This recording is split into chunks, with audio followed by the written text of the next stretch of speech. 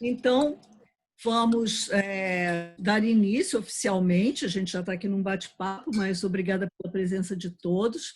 Estamos com o doutor Gustavo Escobar, doutora Gisela Pérez, advogados da Camila Coutinho, e a Camila, nossa grande estrela da noite, convidada de honra, minha vice-presidente, a primeira vice-presidente, Andréa de Andrade Gomes, e agradecer à BPI por esse espaço, pela parceria com a CDMD, que é a Comissão de Direito da Moda da OAB do Rio de Janeiro. Esse é o nosso terceiro Web Talk, a gente chamou de Fashion, Law and Fashion Web Talks. Esse é o terceiro. Então, são bate-papos informais sobre assuntos de moda e de direito, que a gente sempre tenta trazer para a Comissão de Direito da Moda. A ideia é essa, trazer o direito para a moda e a moda para o direito, fazer com que essas duas áreas se conversem, porque elas precisam muito uma da outra, e esse é um desses web talks que a gente estava esperando bastante, né, Gisela, como estava falando no começo, que desde o início, desde o final do ano passado, querendo trazer esse assunto, porque não só a presença da Camila, mas o assunto que o Gustavo tem, e você também, não é tomar conta do portfólio de uma influenciadora, uma comunicadora como a Camila, que já passou, né, de influenciadora, é uma comunicadora, Camila. Então, bem-vindos. Gustavo, por favor. Bom, eu queria iniciar agradecendo mais uma vez o convite, né? Eu acho que é uma excelente oportunidade para a gente conversar bastante e trocar experiência. Na verdade, eu acho que esse é o propósito maior, é a gente aprender em conjunto, né? Então, eu queria agradecer ao OAB do Rio de Janeiro, nas pessoas de Débora e Andréa, né, na Comissão de Direito da Moda, a BPI pelo convite, a nossa Associação de Propriedade. Desculpa, era para a Andréa ter apresentado vocês, eu passei a palavra para você. Voltemos. Está vendo como é que é, Camila? A informalidade comigo é uma coisa.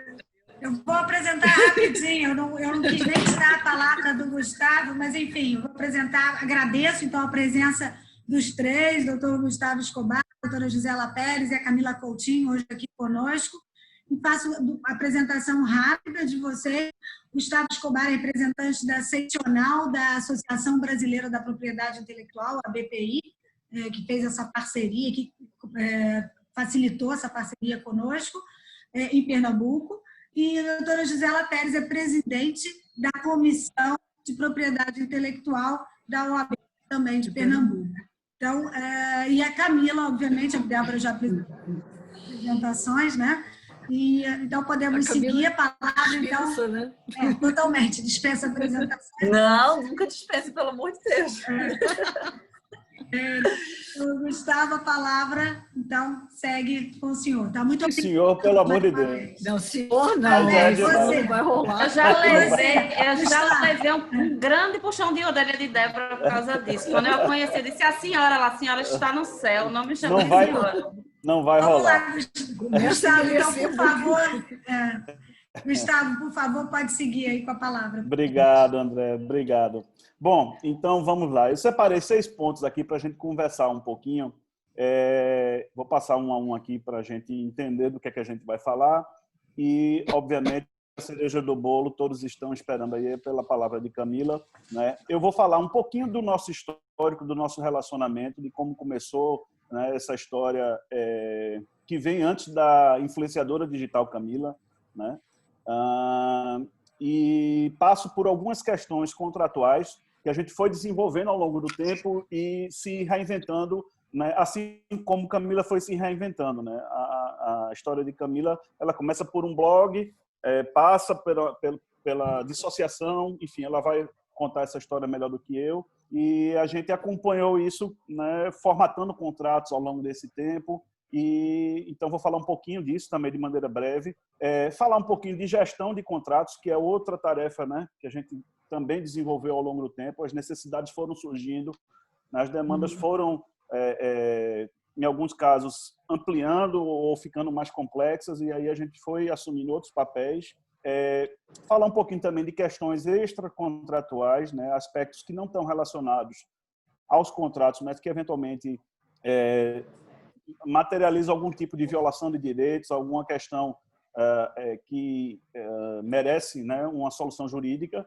E a última, muito passando um pouco sobre a questão do comportamento na pandemia e aquilo que a gente tem aconselhado, né? A gente talvez tenha a Camila como o maior expoente, né, nessa questão de clientes com o perfil de influenciadores digital, de comunicadores, mas a gente também tem outras pessoas que eventualmente têm problemas e enfim, pessoas da área de comédia, de outras áreas, também de moda, enfim, influenciadores e eventualmente a gente se depara com questões comportamentais que são importantes e a gente sempre está aconselhando, né? E muitas vezes mais até do que o papel de advogado, você tem que ser uma palavra de confiança, né? E é isso.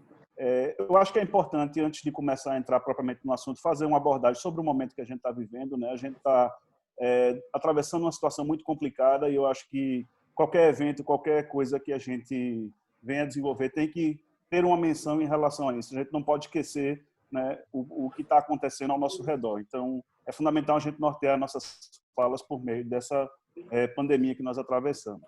Bom, Garotas Estúpidas e, posteriormente, Camila, né? Eu tenho que regressar aqui a 2008. Eu era professor das cadeiras de Propriedade Intelectual e Direito do Autor na Faculdade Marista. E uma das minhas alunas, Mônica Tenória, veio a ser, ou né, a esposa do pai de Camila, de Marcelo. Né? Então, eu, como professor, naquela época, comecei a trocar, né, conversando com Mônica e tal, e ela me falava da história de Camila, que estava começando. Né? E aí que surge o contato para que a gente possa, a partir desse momento, ainda nessa vida acadêmica, começar a atender às demandas que surgiam ali na área de propriedade intelectual, registro de marca. A doutora Gisela vai aprofundar um pouco mais esse assunto. E aí a gente começa a cuidar dos temas jurídicos relacionados à Camila. E depois evolui isso para questões contratuais, societárias, tributárias. Né? Então, esse é um pouco desse histórico, né, de relacionamento que nós começamos lá em 2008, Camila. Eu posso Lógico, falar? à vontade. Eu acho que vale ressaltar muito que o trabalho que eu faço, eu comecei há 14 anos atrás, quando era, como o Gustavo falou, só o meu blog. Eu não era uma figura ali, eu era apenas a pessoa que escrevia. E há 14 anos atrás era o primeiro expoente dessa nova gama de trabalhos que a gente não imagina que existem, que são informais e que vão se formalizando ao longo do caminho e que é muito complicado para uma menina que começa aquilo do quarto dela, sozinha, fazendo todas as funções, chegar num raciocínio que ela precisa de um advogado, isso há 14 anos atrás, quando a profissão de blogueira não era chamada de profissão. Hoje em dia a gente ainda vê muito preconceito, imagina 14 anos atrás, quando não existia case. Então, assim, a minha formalização ela foi muito cedo, muito por conta de influência do meu pai, em todos os sentidos, sentidos de contador, de pagar imposto, de abrir empresa, de registrar nome, de aí Gustavo entrar, muito por orientação do meu pai, que eu sempre ouvi muito e até hoje, porque eu entendo que eu vejo muitas colegas minhas até hoje que não formalizam as coisas, não investem nisso, não só nisso, mas não investem em algumas coisas que para mim são muito claras de precisa investir, porque a gente está falando de um bem intangível, a gente está falando de uma marca. E não é um produto, não é um escritório, não é um teto, não é uma coisa física. A gente está falando de um nome. E esse é o meu bem maior. Então, assim, eu invisto muito, não só na questão de Gustavo desde o início, eu estou com ele desde o início, hoje eu nem moro mais em Recife, mas é uma pessoa que acompanhou minha trajetória, me conhece, eu vou muito... Tem que ter a mesma índole, o meu time todo tem os mesmos valores, então, assim, eu valorizo muito isso. E as pessoas têm que, quem trabalha com isso, que eu trabalho, tem que enxergar que a gente está falando de marca. E você tem que investir no seu bem maior, que é esse. Então, advogado, nos contratos, no registro das marcas, na assessoria de imprensa. Então, são coisas que precisam ter esse investimento. E eu fico muito assustada quando eu vejo hoje em dia colegas de profissão de nível muito alto que não enxergam isso desse jeito. Então, sei lá, tem amigos meus que têm uma marca de moda super conhecida e que eu fui saber esses dias que o nome da marca não estava registrado. Eu falei, eu não estou acreditando nisso. Eu vou registrar só para dar um susto em você. Quando você for atrás de registrar, não ter, eu passo para você, mas só para você levar um susto. Porque eu não consigo entender como é que hoje em dia, num mundo que é tão sobre imagem, tão sobre marca pessoal, as pessoas ainda não enxergarem como deve ser a importância disso. Então, assim, sou muito grata nesse sentido ao meu pai, e o Gustavo fez muito parte da minha trajetória de orientação mesmo, assim, de entender os pontos que precisavam estar amarrados para que formasse uma base sólida, para que eu aumentasse tudo e seguisse em frente. E, assim, Gustavo, você deve saber, mas as pessoas vêm muito perguntar para mim como fazer as coisas e como deve ser o contrato tal e como deve ser o acordo tal. E a gente, sem querer, virou case nesse sentido, sabe? De organizar o mercado um pouco nesse sentido. Joia. É isso. Falei muito, se eu falar muito, não, você me avisa, perfeito. Então. Acho que foi perfeito. Porque vai contextualizando com a prática, né, com a tua visão, aquilo que a gente fala do ponto de vista jurídico, né? Eu fiz esse histórico como introdução e você materializa na prática, né, na tua visão, o que de fato isso representou para você, né? E aí, bom, esse histórico era o primeiro ponto, né, dizendo como é que a gente começou esse lá atrás ainda, em 2008 e tal, como a gente começou a construir esse relacionamento. E depois eu me propus aqui a falar um pouquinho sobre algumas questões contratuais, muito en passant, né? Quais são os tipos de contratos mais comuns nesse tipo de trabalho hoje, né? O que é que a gente tem? A gente pode dizer que a gente tem 3 tipos mais frequentes. Existem situações pontuais, mas a gente faz contratos de quê? Do que é que a gente está trabalhando a maioria das vezes? A gente está tratando de publicidade digital, né? Isso é uma coisa que a gente foi evoluindo, né, até chegar no modelo que é que a gente fala hoje, é publicidade digital.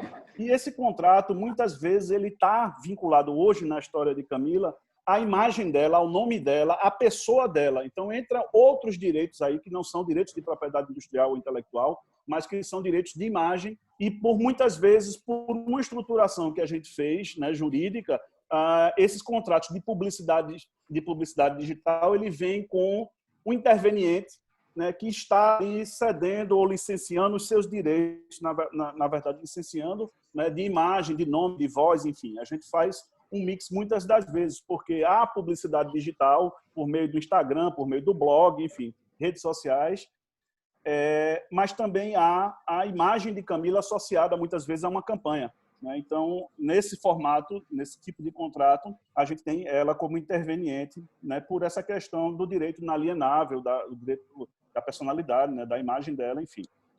Muitas vezes o contrato ele também é de publicidade no outro formato digital pura, né? A gente não tem, a gente está fazendo um anúncio para o blog, está fazendo alguma outra coisa que não tem necessariamente Camila. São 2 produtos separados, né? É blog e Camila. Às vezes estão juntos, às vezes é rede social de Camila, né? Às vezes não. Então, a depender da campanha e do formato, a publicidade ela pode ser uma publicidade digital pura, como também pode ser uma publicidade com presença, né? E aí são os eventos, são o que a gente chama de presença VIP e situações aonde, para além da questão da imagem, existem outras obrigações contratuais que estão relacionadas, né, de parte a parte, né? A presença de Camila como influenciadora, como celebridade, né, presente num evento determinado, enfim. Ou uma palestra também, né? Exato, ou uma palestra, enfim. E aí a gente faz esse contrato, né, congregando obrigações que se relacionam também, né, com aspectos que regulam as obrigações de parte a parte para aquela presença, né? E aí entram coisas mais práticas da rotina, né, de deslocamento, enfim, de questões relacionadas ao evento em si. Fica tudo muito... O nosso contrato a gente vê caso a caso, mas a gente está sempre muito atento às mudanças, né, Gustavo? Então, sei lá, teve uma época que eu falei, Gustavo, o que você acha da gente incluir uma cláusula de direito de imagem digital? Porque no nosso meio sempre se falou muito em direito de imagem quando ia uma peça para TV, ou para revista, ou para outdoor. E aí as pessoas maximizavam isso isso é direito de imagem, o post é um post. Tipo, menosprezavam o direito de imagem digital. Quando a tiragem dessa exposição é muito maior, né? Exato. Então, a gente começou também como puxando a galera para começar a valorizar o direito de imagem digital e ter uma cláusula com relação a isso também no contrato, porque a partir de X meses a marca não pode repostar foto minha vinculada àquele produto. É porque tem essa acabou o direito de imagem. Isso. Quantos meses? Oi? Quantos meses normalmente vocês... Aí depende de cada contrato. Porque eu acho que a gente trabalha com um cenário de 3 meses, mas... Depende. Às vezes são 3, às vezes são 6, às vezes também depende da quantidade de repost que ele pode fazer. Às vezes não é nem tempo, é quantidade, né? E a mídia também fica determinada? A mídia, por exemplo, Facebook, se Instagram, totalmente. É tudo determinado. O que eu ia dizer é o seguinte, a gente abriu esse mercado praticamente, né? Então, isso que Camila falou é uma coisa muito interessante, porque a gente tinha, em um determinado momento, de fato, um desprezo pelo digital, né? A mídia era televisiva, a mídia valorizada era a TV, né? Então, o direito de imagem para a TV que, de certa forma, era regulado e objeto dos contratos, né? Então, a gente foi criando isso e você observe que o digital ele é auditável, muito mais fácil. Hoje em dia, você tem como visualizar os indicadores que dão retorno, de fato, né? Muito diferente de uma pesquisa de Ibope, onde a gente sabe que existe, né? Os aparelhos, enfim, como é auditável a TV, mas o digital não dá para a gente discutir, né? Então, ali os números, número de visualizações, impressões, etc., a gente consegue auditar isso. Então, isso foi ganhando uma credibilidade maior e aí isso que Camila falou, levou a gente a, né, tentar contratualmente direcionar esse direito de imagem nesse ambiente, que também tem outras questões, porque, por exemplo, quando eu faço um anúncio, ele não fica eternamente disponibilizado na internet, né? Uma postagem, a depender de como ela venha a ser feita, ela pode ficar. Então, por isso que a gente precisa regular no tempo, né, questões práticas mesmo, né, de como essa exposição pode ser feita e se ela pode ser veiculada novamente ou não, enfim. É um ambiente... Porque acontece de, por exemplo, a marca, o anunciante, vamos dizer, fez um post em março, que foi um acordo, tudo certo, eu com a marca e tal. E aí depois ela promover esse post em outro período. Ela promoveu um post que foi feito em março, mas ela promoveu em dezembro. E aí pode ser que eu já esteja com outro contrato vigente dentro desse segmento. Então, tem todas essas particularidades do mundo digital que a gente está sempre alterando e sempre se atualizando para que o contrato fique mais forte, né, Gustavo? Exato. Então, quando você tem um post em março e o contrato é por 3 meses, você deleta o post depois. Ele não fica na... Não, eu só estou falando da marca promover um post que ela postou na própria página dela, entendeu? Entendi. Eu tenho até o direito de fazer isso, mas eu deixo. Eu tenho até o direito de fazer, depois que acaba o meu período. Mas eu, Camila, eu deixo, porque não vejo problema nenhum. O que a gente restringe, Débora, é ela ou repostar ou promover, fazer a publicação paga, que aí ela fica reaparecendo. Ela não reposta no próprio Instagram, mas ela faz com que aquela apareça no Instagram de quem é seguidor dela ou não, né? De quem ela que quer que passe, né? Para o terceiro. Aí isso que é proibido também. Só retomando, então, aqui, então, a gente desenvolveu, né, dentro desses contratos, algumas cláusulas que, enfim, são mais voltadas para isso. Desde, por exemplo, de uma cláusula que tenha uma obrigação para o anunciante, para quem está contratando, de brifar aquele post, brifar o conteúdo, né, passar o briefing, enfim, passar as informações, né? Isso é uma coisa importante, porque muitas vezes, e aí falando lá atrás no passado, as coisas eram muito soltas, jogadas, enfim. Hoje a gente contratualmente exige que haja um briefing para que depois ninguém possa cobrar determinada coisa que não foi expressamente prevista ou direcionada dentro daquela postagem, né? Uma coisa que é fundamental, até antes de entrar nisso aqui, eu esqueci de falar, é o seguinte: o relacionamento de um influenciador digital com o seu público, ele passa, antes de ou com anunciantes, antes de um contrato, né, por um aspecto comercial. E eu acho que o comercial, e isso a gente aprendeu, Camila, ao longo do tempo também, com Carol, enfim, a experiência que nós, né, ao longo desses anos todos, fomos criando, ele vai sabendo para quem vender ou para quem anunciar e qual é o público específico desse influenciador, né? Quem, de fato, tem a ver com esse influenciador, qual é a característica, né, de público ou de marcas que podem se relacionar, né? Isso, até mais adiante, eu vou falar um pouquinho, né, pode levar, quando mal eleito, né, esse anunciante ou público, ou até o próprio influenciador, a uma ruptura do contrato, né, por uma divergência de perfil, né? Então, isso é uma coisa básica. O trabalho comercial tem que ser bem feito, né? Não é vender Camila para qualquer um. Eu acho que tem um mercado específico e esse mercado precisa ser adequado, né? Porque senão a gente não vai ter um contrato legal, eu digo, Isso na parte já é uma triagem que eu faço muito, sempre fiz muito próximo, eu falo com o meu comercial o dia inteiro.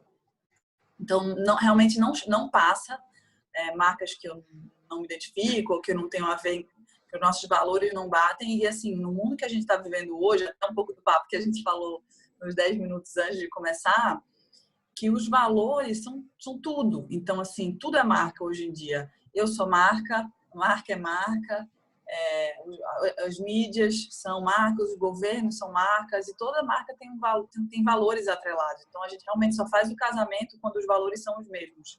Eventualmente, existe sempre o risco de ter algum ruído ou alguma coisa.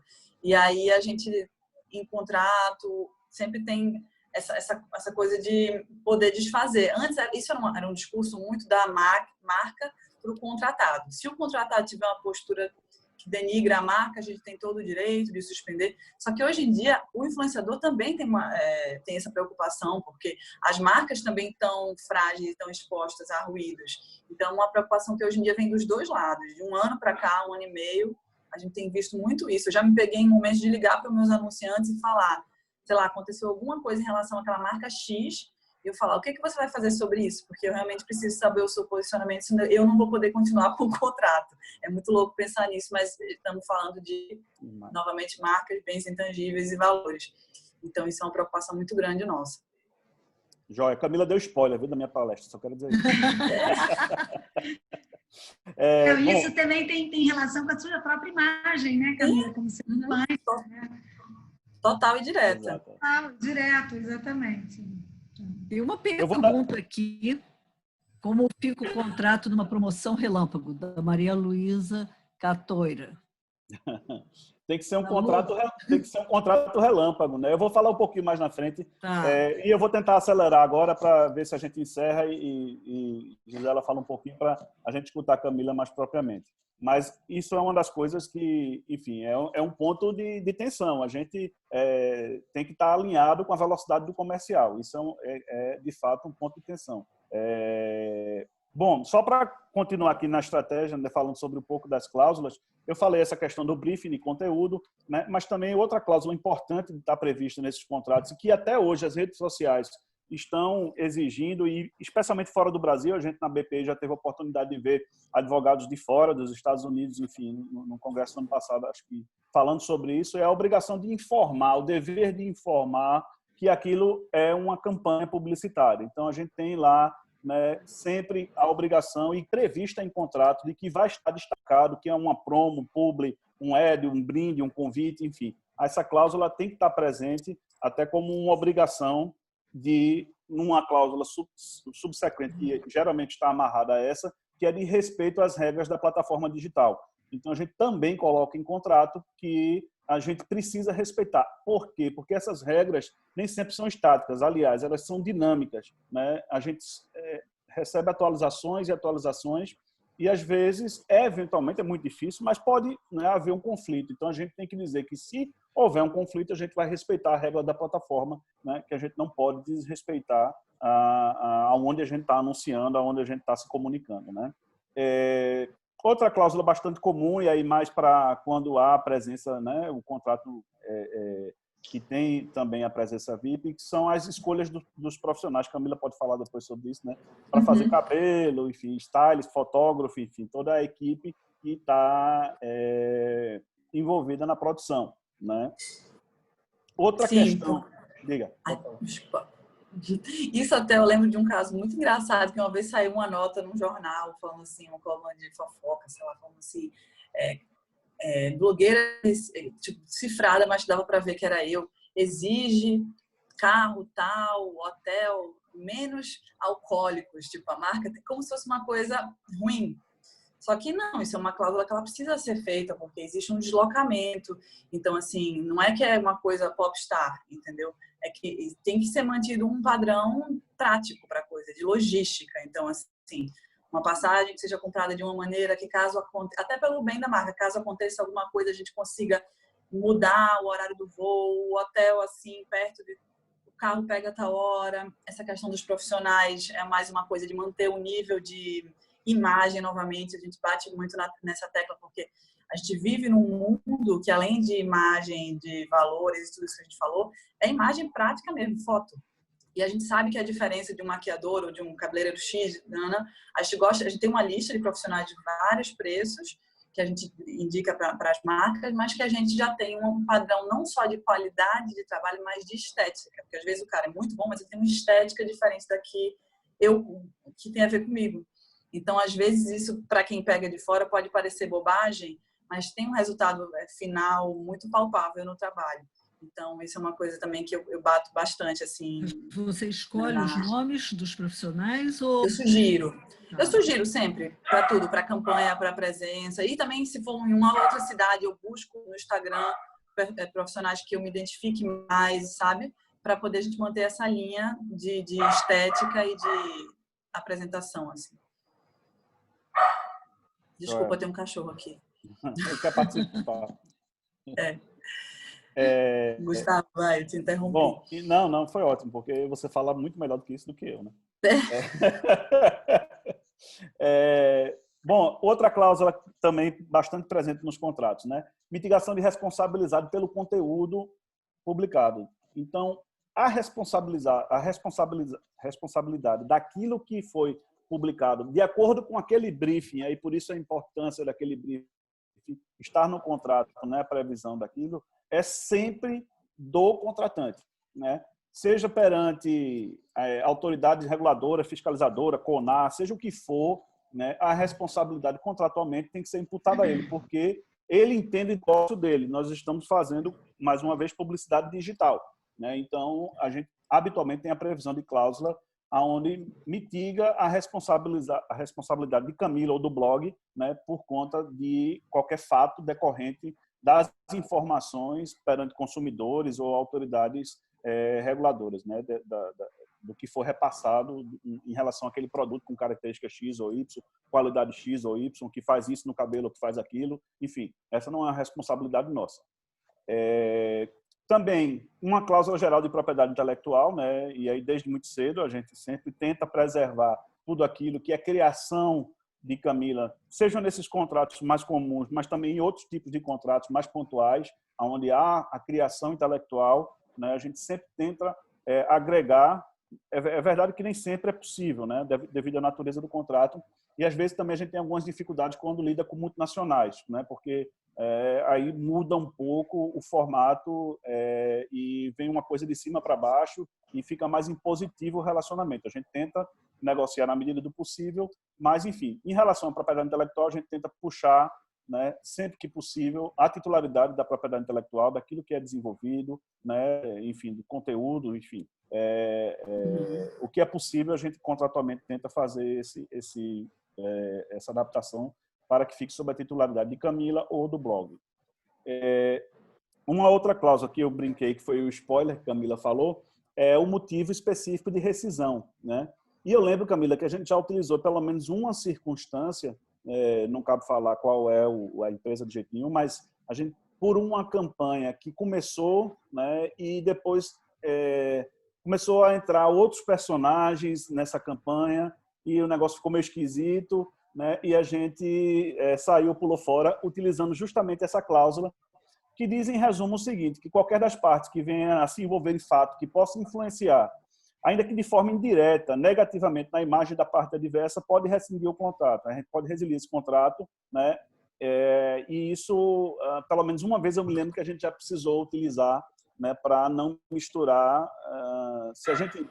Eu me lembro que era uma marca nova ao que estava sendo lançado, então a gente não tinha aquele histórico para avaliar. Era um lançamento de um serviço. Então, de fato, a gente tem que ter muito cuidado com relação a isso. Bom, eu separei essas cláusulas aqui para falar para vocês, mas eu acho que tem um outro aspecto interessante, e já pulando para outro ponto, que é a gestão de contratos, né? E isso é um aspecto, de fato, interessante, que nem sempre, eu digo até nem só falando de influenciador digital, de comunicador e tal, muitas empresas não dão valor a isso, né? E o aspecto de gestão, quando não há um jurídico interno, e muitas empresas não têm dimensão para ter um jurídico interno, né? A gestão de contratos é meio caótica. A gente acabou desenvolvendo um modelo, né, especificamente voltado para atender a demanda de Blog e Camila, né? E Camila não só como Camila influenciadora ou comunicadora, mas também Camila empresária, né? Existem outros projetos, ela pode até dar uma palhinha aí do que ela já falou na Forbes, então pode adiantar, enfim.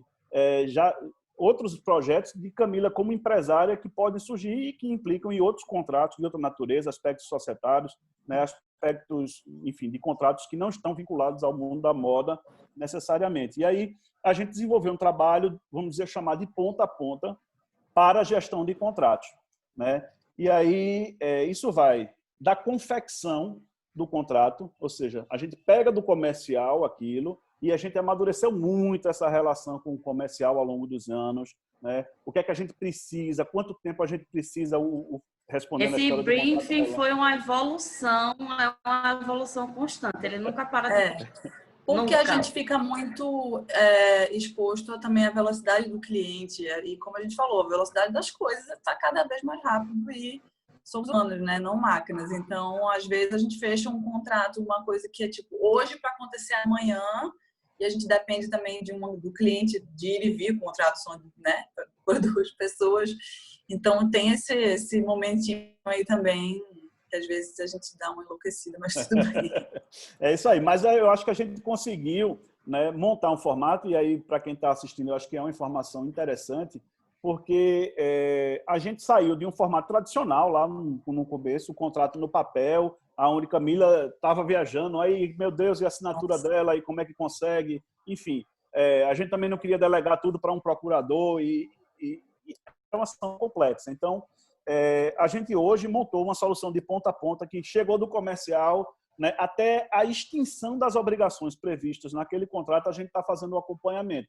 E aí a gente hoje usa um sistema totalmente baseado, digital, totalmente baseado em blockchain, onde a gente faz, né, não só o trabalho de construção desse contrato na plataforma, né, mas todo o acompanhamento das assinaturas online, de quem quer que seja, que esteja envolvida em qualquer lugar do mundo, onde esteja, até o monitoramento e da realização do objeto daquele contrato e a sua consequente extinção. Isso é muito interessante. E aí isso passa pela rotina de manutenção e gestão, por exemplo, a coisa do dia a dia, cobrança de assinatura. A gente tem que estar cobrando de todos os envolvidos a assinatura daquele contrato, né, para que ele possa operar efeitos no mundo jurídico. Então, a gente faz esse trabalho que é meio de gestão mesmo, não é nem jurídico, né, de observar e de mandar. E aí, dentro desse trabalho, a gente hoje... Minha amiga aqui atrás, tentando não aparecer. Gustavo, só me permite um comentário nesse aspecto específico. Eu acho que isso é muito importante, inclusive porque, pelo que a gente está vivendo hoje em dia, nessa pandemia, o que a gente percebe, e tem sido comentado muito, é que dificilmente a gente vai voltar ao status quo original, como nós éramos organizados, digamos assim, em termos de reuniões presenciais, encontros e etc. Então, quanto mais digital estivermos em todos os aspectos, melhor. Então, me parece que essa é uma decisão muito bem tomada. E a gente já está quase 100%, né, Gustavo? São raros os casos que a gente não assina digital.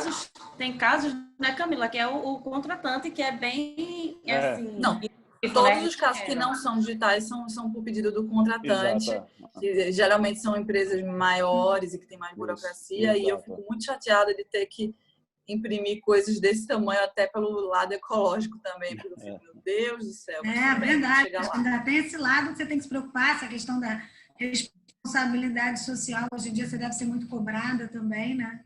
Então... Perfeito, é isso mesmo. E, de fato, hoje a gente está praticamente 100%, somente aqueles contratos onde geralmente é uma multinacional ou uma empresa ainda meio jurássica no ponto de vista jurídico, né, que não aceita, quer o papel porque quer o papel, enfim. Só que isso até não está muito relacionado com a dinâmica, como a Camila falou anterior. Então, está sendo mais fácil, a gente está conseguindo, e eu acho que nesse lado, né, a situação que nós vivenciamos hoje, Andréa, de fato, ela é um divisor de águas, porque seja por esse evento aqui, como a gente está se comunicando, como a gente está fazendo todas as nossas reuniões, ou também nesse aspecto, né, da gestão de documentos. E aí, sem dúvida, eu acho que isso vai ficar mais fácil no futuro, né, de ser aceito, né, para quem tem resistência ainda hoje em dia.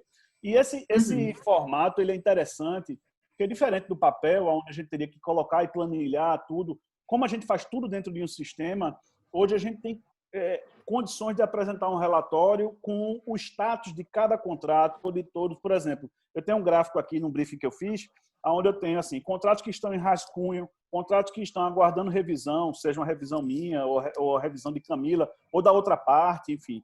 Contratos que estão aguardando assinatura, contrato em vigência, né, e contratos encerrados, ou que já tiveram seu objeto atingido, né, ou que, enfim, se extinguiram por algum momento. Então, a gente consegue visualizar isso de uma forma muito lúdica, por meio de relatórios, por gráficos, etc. Isso é interessante para dar informações, né? Porque também é outro aspecto, isso que a Camila falou, né, de pedir a informação na linguagem mais acessível, não juridiquês, né? Cada vez a gente se esforça para dar isso de uma forma mais visual, né? Quando a gente fala hoje de legal design, enfim, de outras coisas, é tentar mostrar isso de uma forma mais lúdica e menos escrita ou mais cansativa, enfim. E, por exemplo, outro aspecto que esses relatórios podem... Recentemente eu mandei um relatório para a Camila dessa forma. Então, pegando assim, eu tenho todo um gráfico mostrando mês a mês quantas assinaturas foram feitas em cada contrato. E nesse mesmo mês, se tem alguma assinatura de algum contrato pendente, né? E aí eu vou lá e puxo a orelha. Camila, assina aí os contratos. Eu também sou puxada a orelha. É puxada a orelha toda santa semana. A gente vai e da outra parte também, a mesma coisa, né? A gente vai fazendo isso, né? Então, assim, eu achei interessante trazer esse aspecto da gestão de contratos, porque é algo que ainda há uma certa resistência e é muito importante. E nesse momento que a gente está vivendo, eu acho que é fundamental, né, a utilização não só da gestão, da ferramenta de gestão, mas como toda essa formalização online de um contrato, né, seja para esse tipo de negócio, para uma influenciadora, para uma comunicadora, né, mas como também para outros negócios mais tradicionais. A gente vai precisar superar essas barreiras, né, e essas resistências que ainda existem. Eu vou apressar um pouquinho aqui para terminar e vou falar um pouquinho de questões extracontratuais. Até a Gisela pode aprofundar um pouquinho depois aí também. A gente tem, tirando os aspectos dos contratos, né, outras questões que ocorrem no dia a dia e que frequentemente a gente tem que estar resolvendo, né? E eu vou citar algumas aqui. Por exemplo, em redes sociais é muito comum a gente ter clone de perfil, né? Camila sabe bem o que é isso. As pessoas utilizam a foto dela, o nome dela, às vezes uma ou outra coisa, às vezes as duas coisas, e também marcas, né? A gente teve um problema aí durante um bom tempo com uma marca chamada Garotos Estúpidos, né?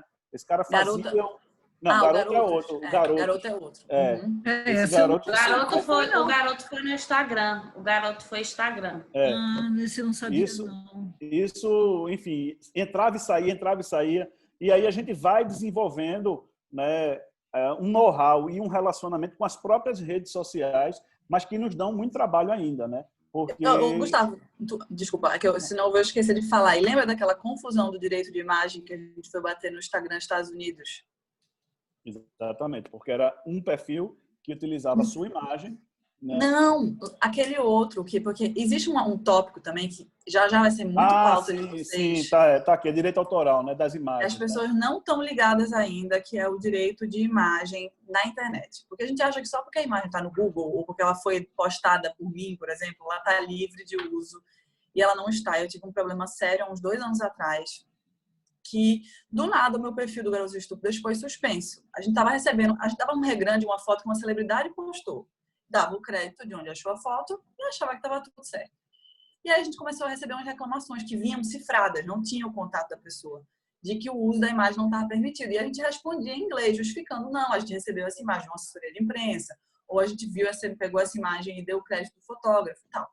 Então foi juntando essas denúncias até que um dia o perfil saiu do ar e nem o Instagram dos Estados Unidos sabia explicar por quê. Quando eles quebraram o sigilo, que ainda tinha isso, foi o primeiro caso que aconteceu no mundo disso. Eles viram que todas as 50 denúncias eram de uma agência de foto de celebridade paparazzi em Los Angeles. E aí, sabendo de onde vinha, eu tive o direito, que até o Instagram ficou passado com essa, de contestar. Então, eu fui contestando com o Gustavo, uma por uma, que várias eu tinha o direito de uso, porque eu sempre paguei Images, Agenius, tudo, agências de foto. Algumas, realmente, eu falhei, porque eu achava que eu tinha esse direito. Eu tive que pagar o preço de um carro popular de direito de uso de imagem para que voltasse a minha página para o ar, fora o prejuízo de ficar um mês, porque eu tive um mês de negociação, senão ia ser o triplo do preço. Exato. Então, assim, isso é uma coisa que o Instagram ele lava as mãos, ele não se responsabiliza, ao mesmo tempo que eu acho que deveria ser mais informado que você só tem direito de uso da imagem que você posta se você tirou a foto, se você comprou a foto, ou se você tem formalizado, se tiver esquecendo alguma coisa, você me fala. Mas ou se você tiver formalizado pelo produtor da imagem a autorização daquele uso. Então, assim, por exemplo, Garotos Estúpidas, a gente compra, tem o direito Garimas e tudo, todo mundo é reforçado isso lá. Quando a gente vai usar uma foto de alguém, a gente pede, a gente registra, porque a gente passou por isso. E depois teve uma onda que aconteceu com vários blogueiros, isso aí, de sair do ar. Tipo, o Gloss, vários. Então, assim, essa é uma questão que ainda é muito nebulosa na internet. A gente acha que não tem dono as coisas. Mas aí uma brecha para as pessoas também fazerem disso um negócio até. Porque as pessoas deixam usar e quando a pessoa usa, vai lá e pede o direito, entendeu? Acho que isso é um assunto que vai vir muito. Isso está aqui, Camila, eu anotei aqui. Mas, na verdade, a gente está tratando aí... É porque eu pensei que você estava falando direito de imagem da sua imagem. Isso é um tópico que eu anotei aqui, são os direitos autorais de terceiros, tá? Sim, direito autoral, é isso mesmo. Isso, são as imagens que pertencem, enfim, a um fotógrafo, a uma agência, e é outro aspecto dessas relações extracontratuais, né? Que, de fato, acontece e, assim, a gente aprendeu isso de uma forma pesada, né? Mas ainda acontece frequentemente. As pessoas, de fato, acreditam que porque está disposto na internet aquela imagem, aquela foto, ela está liberada para uso generalizado. Obviamente que o autor daquela imagem, ele não vai atrás do formiguinha, ele vai atrás de quem tem milhões de seguidores, né? Ele quer usar aquilo de uma forma pedagógica, exponencial, né? Buscando uma reparação por danos com base no volume, né, de seguidores daquela pessoa. Lembrando que eu acho completamente válido. Eu sou o contrário, eu sou a favor que se pague pelo trabalho dos outros. Minha irmã é fotógrafa e eu acho que é imprescindível, assim, tem que ter. O que eu acho que poderia ser melhor é a informação disso, sabe? Até por parte do Instagram. Isso está lá nos termos de uso dele, mas ninguém aquela letrinha que ninguém vai ler. Mas é uma rede social baseada em imagens, né? Exato. Devia ter um destaque para isso, de fato. Um educacional, É verdade. Exatamente. Enfim, aqui, né, essa questão dos clones, e que a gente falou aí dos garotos estúpidos, acontece com frequência. Outra situação que a gente já teve também, o uso do nome para campanhas, promoções, eventos, recrutamento pelo LinkedIn, a gente teve um caso, né? E aí tentam usar o nome de Camila, né? Ou blog, enfim, para credibilizar alguma coisa, né? Seja qualquer tipo de campanha, tentam fazer uma associação indevida, né? Seja uma violação à marca do blog ou ao próprio nome de Camila, que também é registrado como marca. Gisela vai falar mais sobre isso aí, né? Mas isso é uma coisa que acontece, eventualmente a gente tem que estar de olho, né? Fazendo uma varredura aí, monitorando isso quando acontece. O outro ponto é isso que Camila já falou, né? A questão aí, um cuidado que nós temos que ter, né? Como a gente faz a divulgação de conteúdo diverso, enfim, próprio de terceiro, é sempre assinatura de bancos de imagens, né? Existem vários bancos com fotografias que estão licenciadas aí, que a gente pode fazer e não fazer uso daquilo que a gente tem dúvida. Se teve dúvida, não usa, né? Para a gente não ter problema, né? Então, outra coisa também que acontece com maior frequência é o aproveitamento parasitário da marca. E aí entra esse case, né, do Garota Estúpida, né, que foi uma tentativa de usurpação, tanto da marca como do direito de imagem de Camila, né? A gente tem um case, está até no Migalha, se vocês colocarem, daqui a pouco eu coloco aí no bate-papo o link, tem a notícia, vocês conseguem achar esse processo. Eu falo porque é público, e a gente teve uma tentativa de usurpar tanto a marca, né? Garotas Estúpidas fizeram uma marca semelhante, e a gente sabe que a proteção da marca se dá por identidade ou semelhança na grafia ou na fonética dessa marca, e não somente isso, mas também eles fizeram impressões nos produtos com a imagem que lembrava muito a imagem de Camila, e usando trejeitos de publicações e fotos famosas de Camila que tinham saído. Então, uma foto, Camila nessa época tirava muito foto piscando o olho, lembra disso, Camila? Uhum. E aí saiu uma impressão dessa de um desenho, né, que lembrava demais. E aí, enfim, isso levou, a gente notificou, não resolveu. Normalmente a gente sempre tenta notificar extrajudicialmente. Nesse caso, não resolveu, a gente entrou com ação e a gente conseguiu, obviamente, não liminar para tirar, né, esses produtos do mercado e a busca e apreensão de milhares e milhares de produtos pirateados aí com a marca e com a imagem, né? E, enfim, esse processo agora está aguardando a destruição desses produtos pirateados aí, mas é um exemplo claro, né, dessa concorrência parasitária. Dos pontos extras contratuais, isso foi o que eu separei aqui para falar. E aí, muito rapidamente, eu acho que é mais interessante ouvir Camila falar aqui só sobre algumas questões de comportamento na pandemia, né? O que é que acontece, o que é que tem acontecido, né? E obviamente, o case maior de Camila, mas isso a gente enxerga como um comportamento linear em outros clientes, né?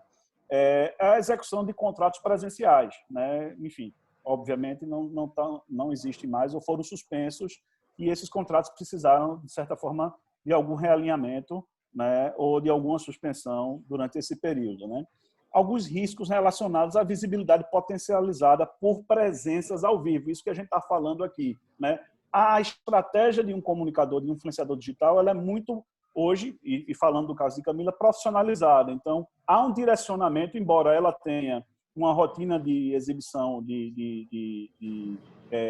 usando o Instagram nos stories, etc., que mostra um pouco da sua rotina, mas se sai alguma coisa que ela não quer, ela tem um controle imediato e ela não publica aquilo, ou se publicou descuidadamente, pode retirar, né? Mas quando a gente está tratando de ao vivo, né, isso fica muito mais difícil, né? E aí a gente tem que estar atento, né, a esse processo de lives, de participação, seja para não criar embaraço, situações embaraçosas, né? E também para não vulgarizar a marca que está envolvida naquela pessoa, ou o seu nome, a sua imagem, né? Outras coisas, né? E já existem alguns exemplos, não é mais apenas um exemplo aí nesse processo de pandemia, que são postagens polêmicas, né? Que, enfim, acabam por ofender sentimentos, sejam sentimentos coletivos ou individuais, né, durante esse momento. Então, é muito importante a gente ter cuidado com isso, porque existem repercussões jurídicas, né, que efetivamente podem acarretar, seja da simples perda de um contrato ou de contratos, né, por uma questão óbvia, até processos indenizatórios mesmo, a depender do que você venha a ofender, né? Enfim, cuidados em geral, né, com a imagem, né, por conta dessa superexposição, que é uma tendência natural desse momento, e também atenção, muita atenção com o engajamento em campanhas e movimentos, né, porque a todo momento a gente está tendo novas campanhas, novos movimentos, então é preciso, isso que a Camila falou no começo, né, quando a gente estava batendo um papo, é preciso dar uma parada, refletir para poder saber se você vai se posicionar ou não, porque necessariamente você não tem a obrigação de se posicionar em tudo, né? E se for, como você vai se posicionar. Então, esse processo de reflexão, ele é muito importante para também não levar nenhum risco do ponto de vista jurídico. Em resumo, e pedindo desculpa pela minha já alongada fala, era isso que eu tinha para dizer para vocês. E acho que o interesse agora é a gente escutar a Gisela e Camila, que tem muito ainda para falar para a gente. Muito obrigado. Mas aí vocês vão me entrevistar? Você já falou tudo que tem que falar? Não, é porque, assim... A gente tem perguntas aqui para você, Camila, chegando, inclusive, da nossa plateia, né, das pessoas que estão aqui conosco hoje. Eu vou aproveitar, eu ia deixar para o final, mas é que eu achei que estava fugindo um pouco ao tema que o Gustavo estava abordando. Mas agora, no final, o Gustavo aproveitou para puxar de novo um pouco para essa questão da responsabilidade das blogueiras, das comunicadoras, com relação à própria imagem de vocês, né? E o que vai acontecer, as consequências com relação a eventuais contratos que vocês tenham com marcas. Então, a pergunta que chegou aqui para a gente ela diz respeito a um caso muito recente de uma blogueira conhecida, uma influenciadora digital, que, dada o momento que a gente está vivendo, bom, todo mundo sabe, a gente está vivendo um momento que exige muita empatia com o próximo, muito cuidado, muita colaboração, né? Esse amor mesmo de um ao outro. E aí a gente vê um momento em que uma influenciadora digital faz uma festa, convocando alguns amigos, enfim.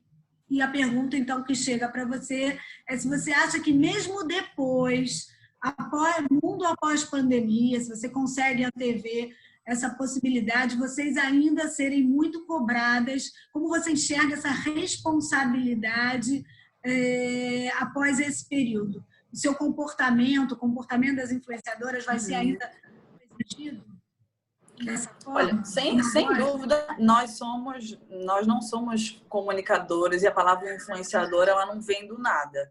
Se você está falando para uma audiência grande, seja ela de 10 mil, 100 mil, 2 milhões, 10 milhões de seguidores, você está falando você está se propondo a ser espelho se você está dando uma dica de compre isso, você tem uma responsabilidade sobre isso. Então, a parte da responsabilidade, para mim, se estende de tudo. Então, assim, é muita responsabilidade falar para tanta gente, de idades diferentes, de realidades diferentes. O Brasil é gigante.